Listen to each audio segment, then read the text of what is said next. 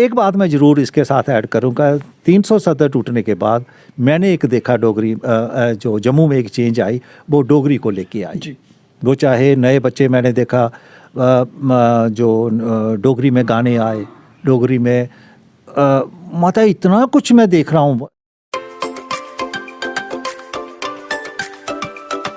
अभी नए स्टैचू की आपको बात बताऊं, पहले तो चलो थोड़ा सा एडवांस दे के करते थे, स्टैचू नहीं लगा 10 साल 15 साल नहीं लगा तो ठीक है, कुछ ना कुछ तो इतना लंबा समय डालते थे, हाँ 10 कुछ से 15 कुछ साल तो मिल जाता था। लेकिन अभी नया जो उन्होंने किया, अभी मैंने एक स्टैचू बनाया, एक पैसा तक नहीं उन्होंने मुझे दिया। अभी सारा अपने से करो, बाद में लगेगा। तो मैं मेयर साहब से यही बात की उनसे, मैं सर आप ये बताएं, आपका 10 साल मतलब कोई पंगा पड़ता है, कोई जगह नहीं मिलती है आपको, कुछ होता है तो मतलब वो आर्टिस्ट तो मर गया ना, फिर वो मरने के बाद उसको पेमेंट होगी, फिर या उसको नहीं होगी, जो भी होगा।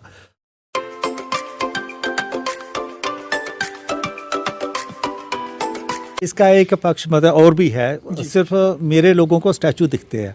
मैं उनको थोड़ा सा बता दूं कि मैं जो क्रिएटिव आर्ट में है, मेरा नेशनल अवार्ड है, आईफेक्स अवार्ड है। अभी मुझे महाराजा गुलाब सिंह अवार्ड मिला, अभी जो वो मिला, डोगरा रत्न अवार्ड मिला, लिम्का बुक में मतलब मैं नाम है मेरा। और बहुत सारा मतलब वो जो क्रिएटिव आर्ट करता हूँ, जो पेरिस गया, कोरिया गया या दिल्ली मुंबई, सारा मेरी एग्जीबिशन वहाँ चलती हैं।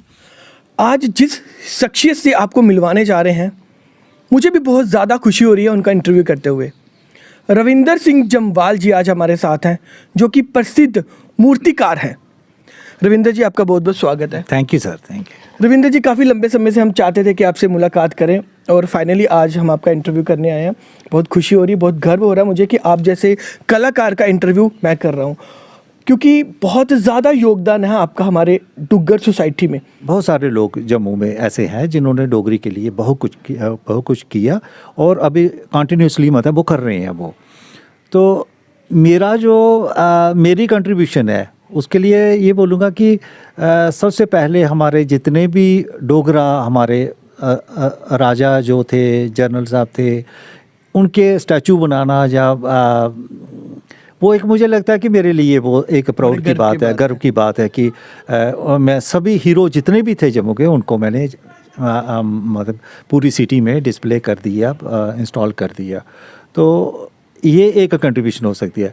हाँ, दूसरी बात है कि जहाँ तक डोगरी की बात है तो वो तो मेरे अंदर जो एक ब्लड में होती है ना, वो चीज़ है। वो तो मैं हर बच्चे को ये बोलता हूँ, या डोगरी बोला करो, डोगरी मतलब और पता नहीं मैं जहाँ भी जाता हूँ वो डोगरी के पीछे मतलब ये मेरी एक पहली। रविंदर सर, आपसे जानना चाहेंगे कि बहुत सारे ऐसे हमारे डोगरा हैं जो पगड़ी डालते हैं और बड़े शान करने आते कि ऐसे डोगरी बोलनी है, तो तुम भी अपने बच्चे डोगरी सिखाओ और सोसाइटी च बड़े लंबे लंबे भाषण भी देंदे। तो क्या लगता है कि ज़मीनी तौर पर जिले अपने घर हो जाते हैं, ग्राउंड पर अपने दोतरे पोतरे या अपनी फैमिली के मैंबरें भी आखते हैं कि तुस डोगरी बोलो? मैं उसके ऊपर ज़रूर बोलूँगा कि जैसे मैं अपनी बात बोलूँ कि मैं सभी को बोलता हूँ डोगरी बोलो डोगरी, लेकिन मेरी मिसेज है, जैसे घर में बच्चा है, वो डोगरी नहीं बोलते, वो हिंदी बोलते हैं। तो मेरी कंडीशन बस सेम ऐसी है जैसे रामनाथ शास्त्री जी की थी। वही मुझे बोलते थे, मैं उनके पास जाता था, कई बार मौका मिला जाने का, तो वो बोलते थे मैं सभी को मतलब किताबें लिखता हूँ डोगरी में, सभी को बोलता हूँ डोगरी लिखो, लेकिन जब बात आती है वहाँ घर की तो सारे मतलब यहाँ वो हिंदी बोलते हैं।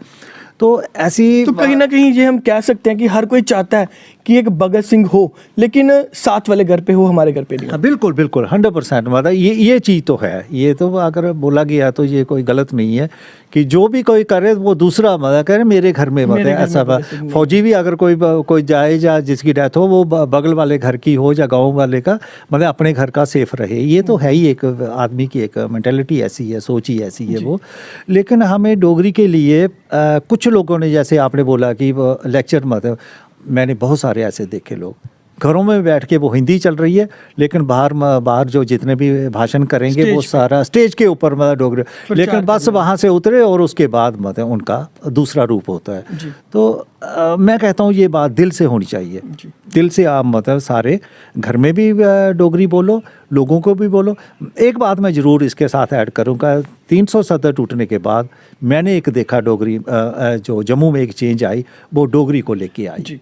वो चाहे नए बच्चे मैंने देखा जो डोगरी में गाने आए, डोगरी में मतलब इतना कुछ मैं देख रहा हूँ इसमें आजकल जो सोशल मीडिया के ऊपर कि एकदम चेंज आ गया उसका। और डोगरी की बात करें तो मैं अगर समझता हूँ कि जम्मू में अगर किसी ने इंटरनेशनल लेवल के ऊपर अगर डोगरी लेके कोई गया, जयवंत ठाकुर ने, मुझे लगता है कि पूरे इंटरनेशनल लेवल, बाबा जित्तो हो, घुमई हो, या पूरी दुनिया में उन्होंने ये बता दिया कि डोगरी कोई वो है।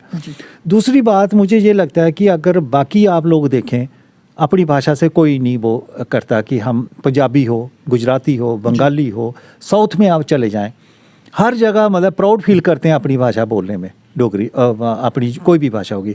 लेकिन हमारा डोगरा एक देखा कि शर्म फील करते हैं जब डोगरी बोलते हैं। जिसको हिंदी नहीं आती, डोगरी बोलता है, वो इलिटरेट आदमी हो गया, अनपढ़ आदमी हो गया। ये इनकी धारणा जो है, मुझे लगता है कि ये सबको चेंज करनी होगी। तुम्हें क्या लगता है कि माँ प्यो का कितना इंपॉर्टेंट रोल है इस बीच च? अगर माँ प्यो एक कोशिश करन कि असें अपने बच्चे गी डोगरी सिखानी है, लेकिन जिसले साडी सोसाइटी च कोई बच्चा जिसले डोगरी बोलदा है ना, तो उसी लोकल भाषा दे ग्राई है, तो जिसले कोई इंग्लिश बोले ना, तो माँ प्यो भी बड़े इ'यां छाती चौड़ी हो जाती कि साढ़े बच्चे ने इंग्लिश बोली, तो सारे लोग उसी दिखते हैं कि वाह जी ने बड़ी अच्छी एजुकेशन दी बच्चे ही। तो पर अगर उही गल बच्चा डोगरी च करदा तो कुदर माँ प्यो भी हीन भावना कन्नै लोग दिखते कि इन्हें केह् सखाया अपने बच्चे गी। मिगी ये लगदा, थुआढ़ी गल्ला कोला एह् लगदा कि बेसिकली जेह्ड़े उंदे माँ प्यो न जां ओह् कुदै बाहर गे गै निं हैन, उ'नेंगी पता गै निं है कि मदर टंग दा केह् इक अपना इक रोल होंदा है। इसी असें प्राउड कन्नै जिस भाशा गी बोलना चाहिदा, उसी अस शर्म फील करनी है। मैं ते आखना सारें कोला इक मतलब उ'नेंगी बाहर जाना चाहिदा भाई उं'दे कन्नै। हून अस मतलब अस होस्टल लाइफ कीती, बड़ौदा पढ़े, असें लगदा बेंगाली अपने बैठे तो बेंगाली बोला दे न, गुजराती अपने बैठे गुजराती, पंजाबी दा तुस दिक्खो हून थोड़े दिनें दी गल्ल है, उं'दे CM ने पूरी इक ओह् कीती है, स्पीच कीती है, सारी पंजाबी च कीती है। साढ़ा कोई डोगरी आह्ला करियै ते दिक्खे, मतलब करन ना, लीडर करन, इत्थों शुरू करन, मतलब जिन्नी ओह् लैनी है उ'नें, जित्थै भी जाना है उत्थै डोगरी बिच बोलन। दिक्खो तुस कि'यां चेंज आंदी है। रविंद्र सर, एक आपसे बात जानना चाहेंगे कि आपने महाराजा हरि सिंह जी का भी स्टैचू बनाया, जनरल जोरावर सिंह जी का भी आपने स्टैचू बनाया, इसके अलावा जम्मू में और इसके अलावा और किन जगहों पर आपने स्टैचूज़ बनाए हैं? अतुल जी, मुझे लगता है कि जम्मू में अगर आज देखा जाए तो 90% स्टैचू मेरे ही हैं। मतलब इसमें बोलने में मुझे कोई वो डर नहीं है। कोई 4-5 छोड़ के बाकी जितने भी स्टैचू लगे हैं वो सारे हैं। वो चाहे आप वहाँ से शुरू हो जाए, महात्मा गांधी से लेके मियाँ डिडो, महाराजा हरि सिंह, वो पार्क वाले हों, वो हो विक्रम सिंह जी का जन्म, राजेंद्र सिंह, ब्रिगेडियर राजेंद्र सिंह जी का, जोरावर सिंह जी का, वो घोड़े के ऊपर जो बैठे हैं जनरल जोरावर सिंह, महाराजा गुलाब सिंह का अभी जो 20 फुट का स्टैचू बन रहा है, बस वो मार्च महीने में शायद वो इंस्टॉल हो जाए।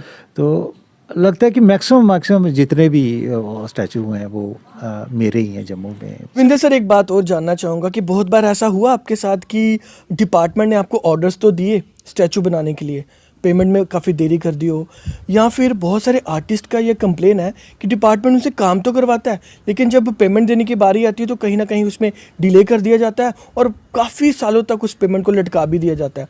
तो कभी आपके साथ ऐसा हुआ कि आपने खुद से बहुत सारी इन्वेस्टमेंट कर ली हो और जब पैसा देने की बारी हो तो डिपार्टमेंट कहीं आनाकानी करे? बिल्कुल, इस समय मेरे साथ वो चल रहा है। मतलब इतना मैं सीनियर आर्टिस्ट हूँ, मुझे ये सारा कुछ मतलब फेस करना पड़ रहा है। तो मैं उनको लेटर के ऊपर यही लिखता हूँ कि यार मुझे हरास करते हो आप। एक आर्टिस्ट मतलब जिसको थोड़ा समाज में एक दूसरे तरीके से मतलब देखते हैं, लेकिन ऑफिस में आपने मुझे ठेकेदारों की तरह बना दिया। जी हाँ, आजकल मैं ये देख रहा हूँ कि सारे जितने भी ऑफिसर लोग हैं इनको मैं अभी नए स्टैचू की आपको बात बताऊँ। पहले तो चलो थोड़ा सा एडवांस दे के करते थे, स्टैचू नहीं लगा, 10 साल 15 साल नहीं लगा तो ठीक है, कुछ ना कुछ तो लंबा समय डालते थे, हाँ, कुछ तो मिल जाता था। लेकिन अभी नया जो उन्होंने किया, अभी मैंने एक स्टैचू बनाया, एक पैसा तक नहीं उन्होंने मुझे दिया। अभी सारा अपने से करो, बाद में लगेगा। तो मैं मेयर साहब से यही बात की उनसे, मैं सर आप ये बताएं, आपका 10 साल मतलब कोई पंगा पड़ता है, कोई जगह नहीं मिलती है आपको, कुछ होता है तो मतलब वो आर्टिस्ट तो मर गया ना, फिर वो मरने के बाद उसको पेमेंट होगी फिर, या उसको नहीं होगी, जो भी होगा।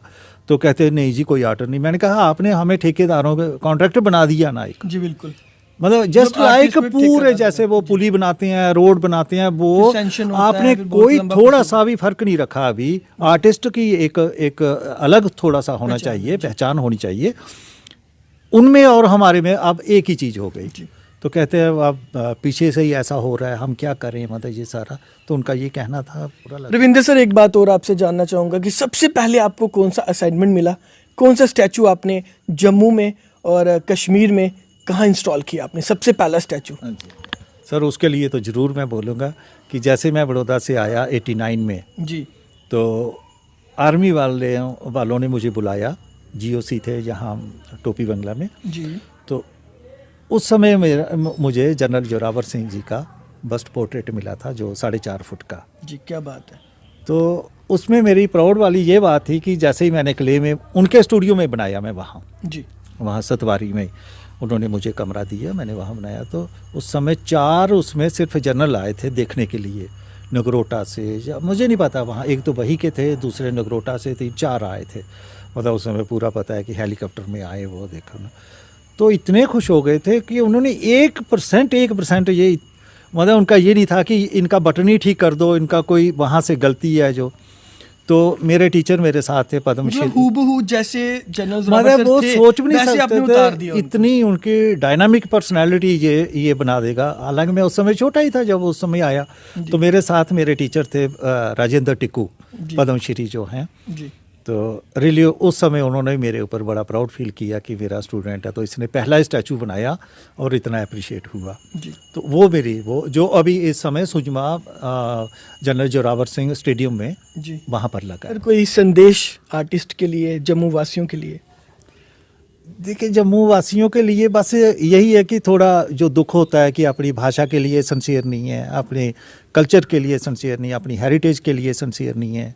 तो ये थोड़ा सा अभी एक टाइम आया है, आप सारे इकट्ठे हो जाओ और एक थोड़ा सा अपने डोगरी के लिए, डुग्गर के लिए, अपने जम्मू के लिए कुछ मदद करें, कुछ सभी मिलके। और कलाकारों को तो यही बोलूँगा, बच्चों को आगे, कि जो भी काम करना है थोड़ा सोच समझ के काम करें, मेहनत ज़रूर करें। लेकिन काम करने का मैं पहले ही बोलता था, ऐसा नहीं हो कि वो 20 साल पहले हो चुका हो। जो करना है नया काम करें, जो दुनिया मतलब अप्रिशिएट करें। बहुत बहुत शुक्रिया हमें अपना कीमती वक्त देने के लिए। और मैं आपको बता दूं कि इतिहास को दोहराने की फिर से एक बार ज़रूरत है और हमें एकजुट होकर, एक बैनर के तले होकर अपनी माँ डोगरी के लिए आवाज़ उठानी है और अपने हेरिटेज के लिए आवाज़ उठानी है। और उसमें मुझे लगता है कि जो पेरेंट्स का है वो बहुत ही इंपॉर्टेंट रोल है। इसी तरह बने रहें भारत टाइम न्यूज़ 20।